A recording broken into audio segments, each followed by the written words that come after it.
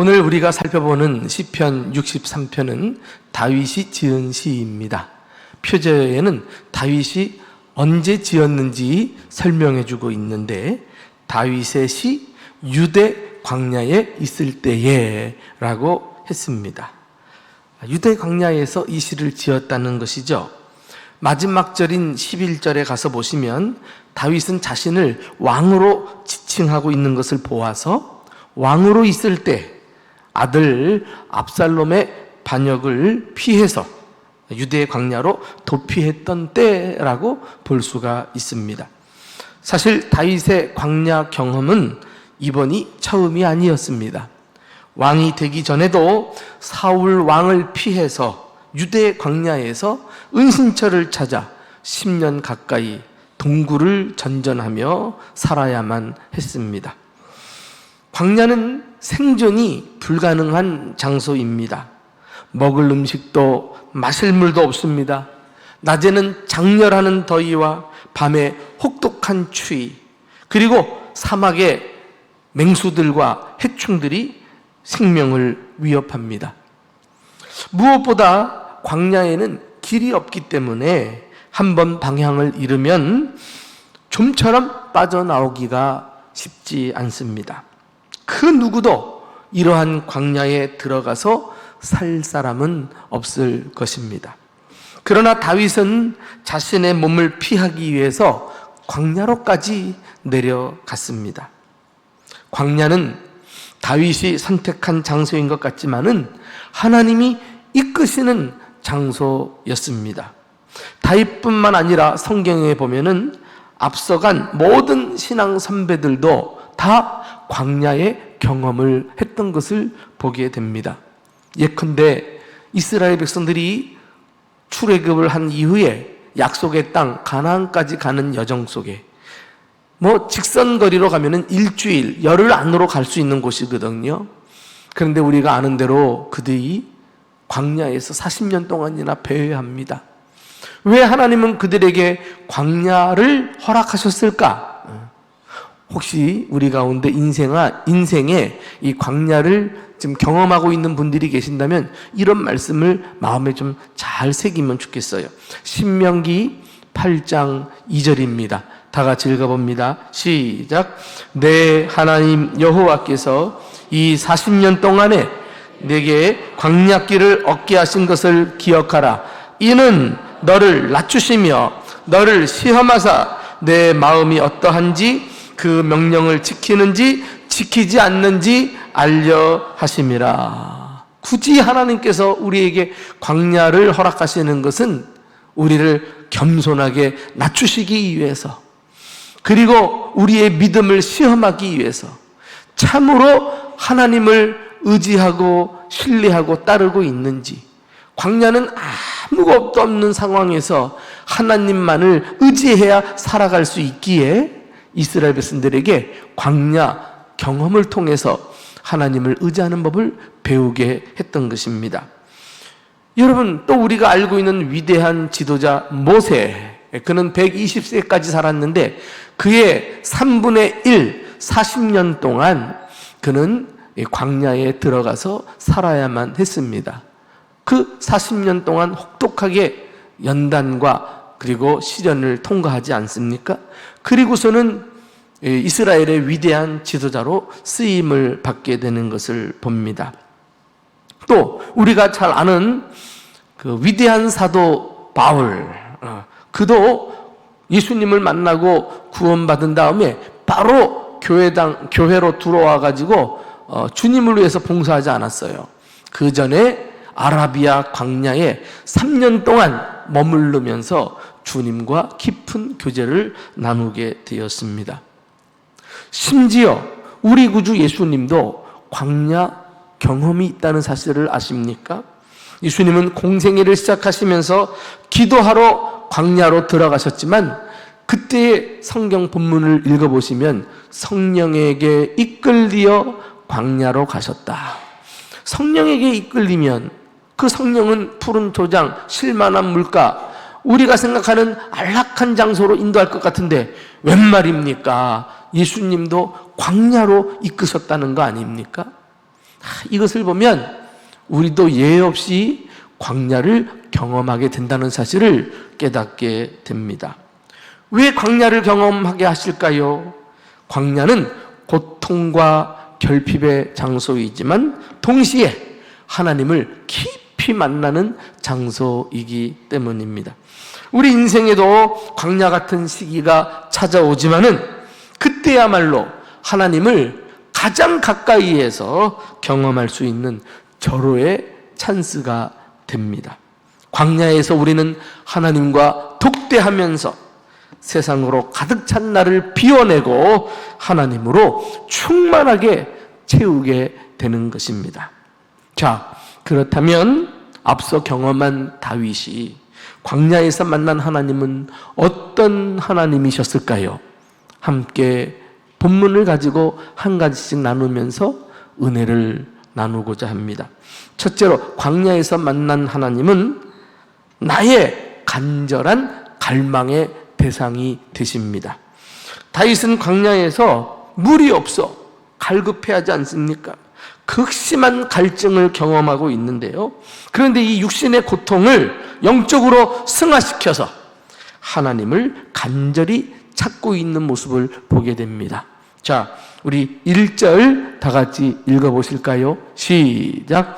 하나님이여 주는 나의 하나님이시라. 내가 간절히 주를 찾되 물이 없어 마르고 황폐한 땅에서 내 영혼이 주를 갈망하며 내 육체가 주를 앙모하나이다. 우러러 바라본다는 거 아니겠어요? 광야에서 목말라 물이 절실한 것처럼 우리의 영혼도 하나님을 찾고 갈망해야 하겠습니다. 인생의 광야는 하나님을 간절히 갈망하는 법을 배우는 영적 훈련 과정이라고 말할 수 있습니다. 자, 우리 2절, 4절 광야에서 예배하는 다윗의 모습을 보십시오. 자, 시작. 내가 주의 권능과 영광을 보기 위하여 이와 같이 성소에서 주를 바라보았나이다. 주의 인자하심이 생명보다 나음으로 내 입술이 주를 찬양할 것이라. 이러므로 나의 평생에 주를 송축하며 주의 이름으로 말미암아 나의 손을 들리이다.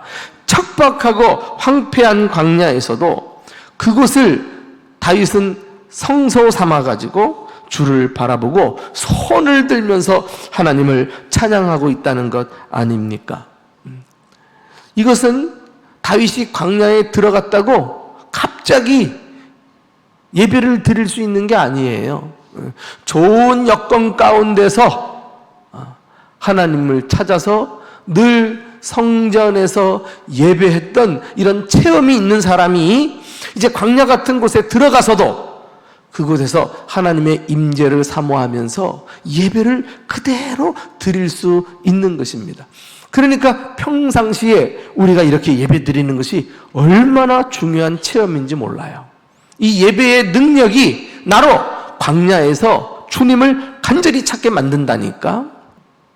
다윗은 광야에서 하나님의 사랑에 목말라 하고 있으면서 내가 죽고 사는 건 하나님께 맡깁니다. 그러나 지금 내게 필요한 것은 하나님의 그 사랑과 다함이 없는 자비로 나를 충만하게 채워주는 것, 내가 그걸 갈망합니다. 이렇게 기도하고 있어요. 얼마나 성경적 가치관이 확립된 믿음의 사람입니까?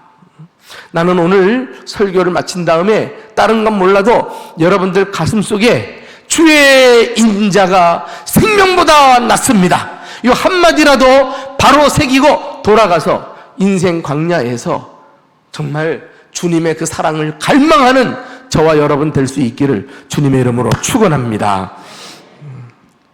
지금 손을 들고 소리 높여 찬양하느라고 대적들에게 발각이 되어가지고 은신처가 위험한 상황에 놓이게 되더라도 좋은 거예요.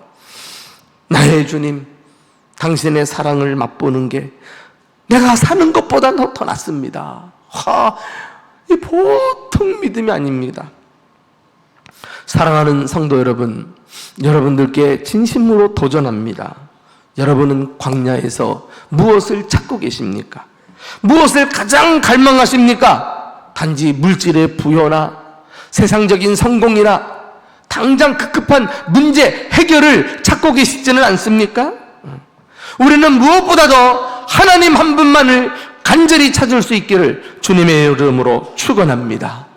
그리하여 어떤 상황에서든지 그곳이 광야일지라도 하나님 앞으로 나와 그곳을 성전 삼아 주님의 임재를 느끼며 예배하는 자들이 되어야 되겠습니다. 이렇게 하나님을 예배할 때 죽고 사는 것은 나한테 하등 중요하지 않고 하나님의 사랑에 목말라 하고 하나님의 그 자비하심을 갈망하는 사람으로 바뀌게 되는 것입니다. 지금 나의 현실은 광야와 같지만 나를 여전히 사랑하시는 하나님을 신뢰합니다. 그 하나님의 사랑이 나를 가장 선한 길로 인도하실 줄로 믿습니다. 이 정도 되면 이미 광야 삶을 극복한 사람 아니겠어요? 이게 안 되면 우리는 날마다 조그마한 어려운 일 만나도 넘어지고 자빠지고 시험 들고 믿음이 있는지 없는지 도저히 안 믿는 사람하고 분간이 안 돼. 인생의 광야에서 자기 영혼을 하나님의 사랑으로 충만하게 채울 때 광야는 이미 하나님을 찬송하는 성소가 될 줄로 믿습니다. 한번 따라합시다. 주의 인자가 생명보다 낫습니다. 이거 고백이 나와야 돼요. 내게 필요한 것은 하나님의 사랑입니다. 하나님의 자비하심입니다. 그러면 이길 수 있어요. 두 번째, 광야에서 만난 하나님은 나를 만족하게 하시는 분이십니다. 다윗의 고백은 계속해서 이어지고 있어요. 내 영혼이 하나님을 갈망했더니 어떻게 됐습니까? 5절 말씀 한번 다 같이 읽어보십시다. 시작. 골수와 기름진 것을 먹음과 같이 나의 영혼이 만족할 것이라. 나의 입이 기쁜 입술로 주를 찬송하리로다. 할렐루야. 지금 다윗이 광야에 들어가 있는 사람인가? 정말 놀랄 정도로 그의 말은 너무나 기쁨에 차 있는 것을 보게 됩니다. 골수와 기름진 것을 먹음과 같이. 골수, 기름진 것, 이 짐승의 고기 중에서 가장 맛나고 영양이 풍부한 부위를 가리킵니다. 예, 그 골수와 기름진 것을 먹음과 같이 나의 영혼이 만족합니다. 광야가 어디라고? 만족하다는 말이 어떻게 나올 수 있을까요? 거기다가 나의 입이 기쁜 입술로 찬송합니다. 지금 광야에서 살고 있는 사람이라고는 믿기지 않는 다윗의 반응을 보게 됩니다. 어떻게 이런 일이 가능할까요? 저는 그 이유를 다음 구절에서 발견할 수 있었습니다. 우리 한번 다 같이 6절, 7절을 읽어봅시다. 시작.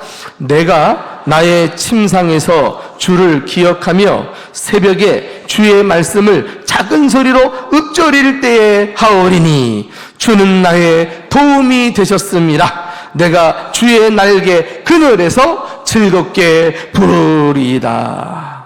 다윗은 광야에서도 하나님의 말씀을 읊조리면서 영혼의 만족을 누리고 있다는 거 아닙니까? 할렐루야. 응? 한마디로 말씀으로 자신의 영혼을 배부르게 하시는 하나님을 만난 것입니다. 여기 읊조린다. 이것은 히브리 단어인데 히브리 말로 하가라는 단어이거든요. 이 단어는 시편 1편 2절에도 사용이 되었습니다. 복 있는 사람은 해놓고서는 여호와의 율법을 즐거워하여 이 율법을 주야로 묵상하는도다. 이 묵상이란 단어, 하가, 읊조린다는 단어와 동일한 단어입니다. 그는 이 묵상을 통해서 단순히 말씀을 읽는 것을 넘어서서 내용을 깊이 깊이 생각하고 되새김질하고 있는 것입니다. 그래서 예전 성경에는 아예 그냥 묵상이란 말로 번역을 해놓고 있습니다. 다윗이 광야에서 참으로 잘한 일이 있다면은 하나님의 말씀을 손에서 놓지 않았다는 것입니다. 그것을 침상에서 묵상합니다. 새벽에도 묵상합니다. 그러면서 어느새 다윗은 광야가 아니라 주의 날개 아래 즐겁게 노래하는 자신을 발견하게 되는 것입니다. 한마디로 영적으로 풍성한 은혜를 누리고 있는 것이죠. 광야인데 그곳에서 부흥회를 하고 있는 거예요, 혼자서. 여기 묵상을 의미하는 하가라는 단어, 이것을 구체적으로 말하자면은 맹수가 먹잇감을 앞에 놓고 그렁그렁 거리는 태도를 묘사하는 단어입니다. 아하, 이제 알 것 같아요. 앞서 다윗이 골수와 기름진 것을 먹은 것 같이 나의 영혼이 만족합니다, 이렇게 고백했는데 그는 말씀을 묵상하면서 말씀에 기름진 것으로 영혼이 배불렀던 것입니다. 사랑하는 성도 여러분, 인생의 광야에서도 만족한 삶을 원하십니까? 기억하십시오. 우리의 만족은 환경에서 오는 것이 아니라 하나님과의 깊은 교제에서 오는 것을 명심하시기를 축원합니다. 우리가 보이지 않는 하나님과 어떻게 교제하느냐 말이에요. 그것은 보이는 하나님의 말씀을 묵상함으로 가능한 것입니다. 하나님은 당신의 말씀을 통해 우리의 영혼을 만족스럽게 해주시는 분이십니다. 그리하여 영혼이 잘되고 형통하면 비로소 범사가 잘되고 육신의 건강까지도 하나님이 축복해 주시는 거예요. 이 영혼을 돌보지 않고 그냥 육체적으로 배만 부르게 하면 그것은 성경의 순서상 거꾸로예요. 먼저 영혼이 잘됨 같이 영혼이 잘돼야 돼. 내가 범사에 잘되고 강건하기를 강구하노라. 다윗은 광야에서 문제 때문에 골똘히 신경 쓰지 않고 하나님의 말씀에 전념하면서 그 말씀을 한 절 한 절 묵상하지 않았습니까? 이렇게 말씀을 읽고 묵상하고 기도하고 찬양하다 보면은 어느새 문제는 사라지고 문제보다 더 크신 하나님이 우뚝 계실 줄로 믿습니다. 이런 놀라운 은혜가 광야에서 체험이 되어야 합니다. 마지막으로 광야에서 만난 하나님은 나에게 승리를 주시는 분이십니다. 다윗의 목마름은 하나님의 사랑으로 채워졌고 영혼의 굶주림은 하나님의 말씀으로 만족해 되었어요. 그 결과 다윗은 하나님의 보호하심과 구원을 확신하게 됩니다. 자, 우리 한번 8절부터 10절까지 다 같이 읽어보실까요? 자, 시작. 나의 영혼 주를 가까이 따르니 주의 오른손이 나를 붙드시거니와 나의 영혼을 찾아 멸하려 하는 그들은 땅 깊은 곳에 들어가며 칼의 세력에 넘어져 승냥이의 먹이가 되리이다. 나의 영혼이 주를 따르리이다. 이 뭐예요? 하나님의 임재를 광야에서라도 계속 경험하는 것을 의미합니다.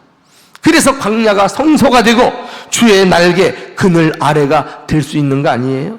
이렇게 중요한 것은 외적인 환경이 아니라 어디서든지 하나님의 임재를 경험하는 거예요. 다윗이 경험한 하나님은 어떤 분이십니까?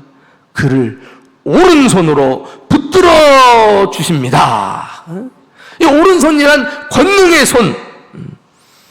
하나님께서 우리를 광야뿐 아니라 이 세상 어디서든지 당신의 권능의 손으로 꽉 붙들어 주시기 때문에 우리는 안전한 줄로 믿습니다. 우리에게서 빼앗아갈 자가 없습니다. 예수님도 말씀하셨죠? 구원받은 자가 어떤 사람들인지 우리 요한복음 10장 28절 29절을 다 같이 읽어보겠습니다. 시작. 내가 그들에게 생명을 주노니 영원히 멸망하지 아니할 것이요 그들을 주신 내 아버지는 만물보다 크심에 아무도 아버지의 손에서 빼앗을 수 없느니라. 할렐루야. 이렇게 구원받은 성도는 천국 갈 때까지 사탄 마귀가 이 세상이 우리를 하나님으로부터 멀어지게 하려고 발버둥을 쳐도 하나님이 오른손으로 꽉 붙들고 계시는데 만물보다 크신 그 하나님이 우리를 절대로 빼앗기지 않으신다는 것입니다. 그러므로 우리는 어떤 어려움이 있어도 승리할 수밖에 없는 운명을 타고 태어난 존재라는 사실을 기억하시기를 축원합니다. 반면에 다윗의 원수들은 어떻게 되었어요? 하나님이 가차없이 심판하십니다. 여기 나의 영혼을 찾아 멸하려 하는 그들은 땅 깊은 곳에 들어가고 지옥 불구덩이에 떨어져서 영원히 고통을 받는다는 거 아니겠어요? 악인들에게 예비한 처소는 지옥밖에 없어요. 뿐만 아니라 살아있을 때 칼의 세력에 넘겨져 승냥이의 먹이가 되리라. 이리의 먹이가 된다는 거 아니겠어요? 그들의 시체는 짐승의 먹잇감이 되는 거예요. 참 죽어서도 그 시신을 보존하지 못하고 다 짐승들에게 뜯겨나간다? 가장 저주스러운 죽음을 나타내고 있는데 이와 같이 혹독한 하나님의 심판을 우리에게 보여주고 있습니다. 그런데 이게 그냥 우연하게 된 것입니까? 여기 보면 칼의 세력에 넘겨져 전쟁터에 나가서 죽는다는 거예요. 이렇게 칼의 세력에 넘겨진다는 것은 누가 넘겼다는 것입니까? 하나님께서 넘기신 거예요. 원수들이 멸망당하는 것조차도 하나님의 권한에 속한 것입니다. 이렇게도 심판하시고 이렇게도 죽이시고 이렇게도 지옥에 빠뜨리시고 하나님은 다양한 수와 방법을 가지고 하나님의 백성들은 구원하시고 악인들은 여지없이 심판하시는 줄 믿으시기 바랍니다. 그러니까 광야 속에서 인내하시고 하나님의 구원하심을 기대해야죠. 바라봐야죠. 다윗의 그 일관된 믿음, 시편 어느 곳곳을 보더라도 하나같이 하나님의 절대 주권을 인정하면서 그분에게 오는 구원을 사모한 사실을 우리가 발견하게 됩니다. 대표적인 예로 우리 시편 3편 8절 말씀을 한번 다 같이 읽어보실까요? 자, 시편 3편 8절 시작. 구원은 여호와께 있사오니 주의 복을 주의 백성에게 내리소서. 구원은 다른 데서 안 와요. 다른 사람으로부터 오지 않아요. 오직 하나님으로부터 오는 줄로 믿습니다. 그러므로 우리가 취할 수 있는 방법은 뭐예요? 하나님의 구원을 요청하는 것이죠. 하나님만 바라보고 하나님께 도움을 구하는 것입니다. 구원은 여호와께 있사오니 주의 복을 주의 백성에게 내리소서. 이것이 또한 다윗의 고백이었어요. 유일하게 모든 구원을 주시는 하나님, 그 하나님을 초지일간 우리는 믿음으로 하나님을 의지하고 광야에서 살아가야 하겠습니다. 그때 하나님은 우리에게 대승리를 안겨주시고 왕인 다윗을 즐겁게 찬양을 부르게 했던 것처럼 우리의 삶에도 찬양을 부르는 축복을 허락해 주실 것입니다. 자, 광야는 하나님을 독대에서 만나는 장소입니다. 다윗은 하나님을 광야에서 그 어떤 환경에서보다도 더 깊이 만났어요. 그가 만난 하나님은 나의 간절한 갈망의 대상이었습니다. 하나님은 나를 만족하게 하시는 분이십니다. 하나님은 나에게 승리를 주시는 분이십니다. 우리도 인생 광야에서 하나님을 갈망하고 말씀으로 만족을 누리며 하나님이 주시는 승리를 경험하고 살아가는 복된 성도들 되시기를 예수님의 이름으로 축원합니다.